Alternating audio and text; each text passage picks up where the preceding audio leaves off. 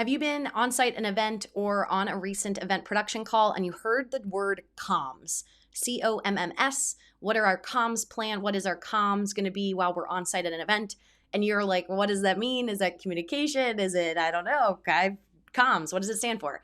Well, I'm an event producer and I'm going to break down exactly what typical event production comms, communication, headsets kind of look like, and lay out a couple options for you depending on the size of your event and your budget for comms at your next event.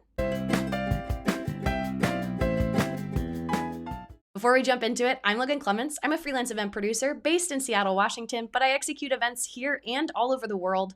I love anything that has a stage, a microphone, a presentation, a performance, you name it. I love making it more fun and engaging along the way. But I do want to remind you to subscribe, turn on that little notification bell so you get notified every single Monday when I drop new videos. I'm also the co-host of the Better Events podcast with fellow event pro Mary Davidson.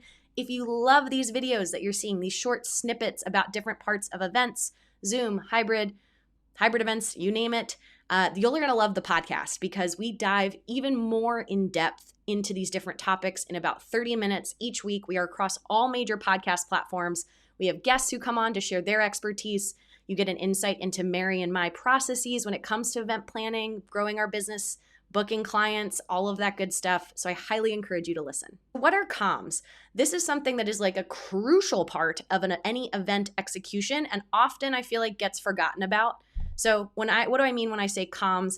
This is your on-site communication. And this can be everything from as simple as a group text to a phone call to walkie-talkies to actual wireless communication systems that involve even a tech to run it. Now, not everyone's going to have the same solution because those are very different budget items are going to line up with any of those options. So the most basic would be doing a group chat. So this is what are our on-site comms? How are we going to get in touch with each other when we're on-site executing our event? So if you have a very small event, a small event team, there's only one or two of you or maybe 4 or 5, you might be able to get away with just a group chat. That might be able to work to let know where's somebody, right now, what are they doing here? But I will always default to wanting some kind of verbal communication because the time it takes to text is a little bit of time, but then it's that waiting period where you can't tell, are they texting back? If everyone has an iPhone, maybe you can see they're typing back, but there's a little bit of a delay there that if you were just on a headset with someone talking and you can say, hey, Logan to Jessica, and I can get Jessica to respond in the next 10 seconds, or if she doesn't, then I know I need to go find her. You can solve problems that much faster. So group chat works. I'll do a phone call for virtual events when it's just me and one other person. I'll often just have us on a phone call muted and then I can just verbally ask them, hey, Luke, can you actually do that for me? Or can you push that button? Or 1, 2, 3, I'm going to hit record. I'll use a phone call for that. The next level up would be using walkie-talkies. This is a great way to have a headset or a comms with your team. And again, when you're thinking through what comms are the right for you, it's again knowing how many people need to be on headset or in communication with each other. I often will utilize these for my event team, not so much my client. I'll often have a text thread with my client. I wouldn't have them on headset with me because this is kind of where you get the nitty-gritty behind the scenes view, which again is nice sometimes, but it's also good to kind of have that cone of silence where it's your team troubleshooting and you're not necessarily having to alert the client for every little thing that you got to troubleshoot during an event. So walkie-talkies are great. You want to make sure that they have a headset.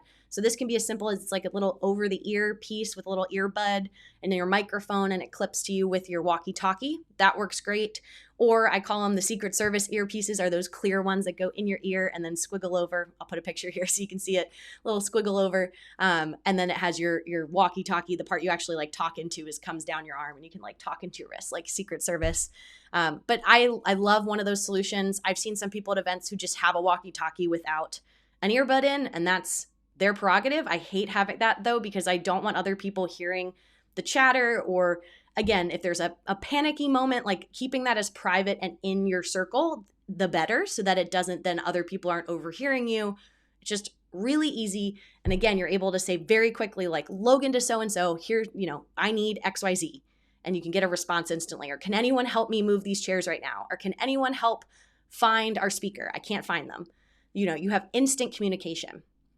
Now on the higher budget side for my thousands of dollars of events or once people spending $1 million events or my sporting events that I do, we will often use an actual like headset system that, your walkie-talkies are just utilizing existing channels in your area. You're not having to like pay someone to come and set up that wireless system for you. This is like the next level up. We'll often use a brand called ClearComm, and I'll put a little picture here so you can see them. That is a combination of wireless packs that can have multiple channels that you can talk on at the same time and multiple ones that you can listen to. And then it also has wired options. And so this is something to think about if you are not necessarily the event producer, or maybe you're not the event production company, but you're the planner or anything, like knowing what you need. And it's a good question to ask at your AV like meeting to make sure, hey, what's included for like our on-site comms? Do you get a headset? If you're going to be running around a lot, you're going to want a wireless headset, meaning you're not actually tethered to something. Just like a walkie-talkie, you can go anywhere.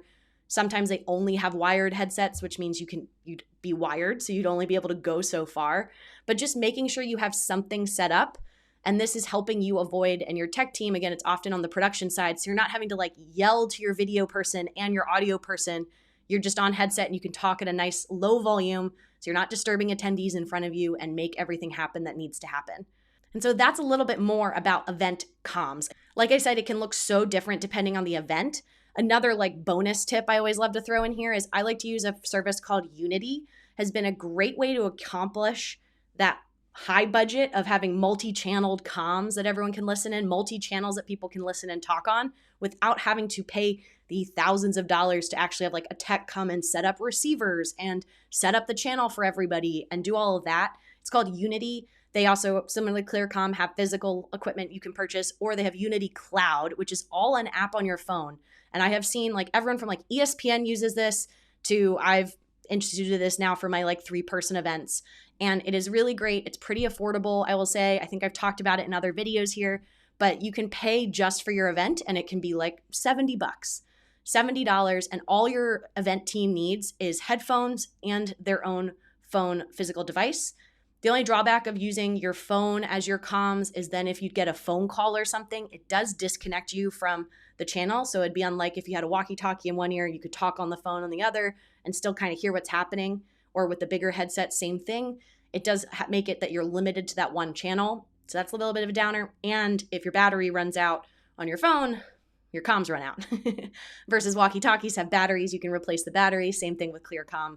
And the more like robust headset setup, you can just replace the battery on them. Well, hopefully that helped answer your question on what is comms and maybe gave you a little bit more to think about for what your comms plan should be for your next event.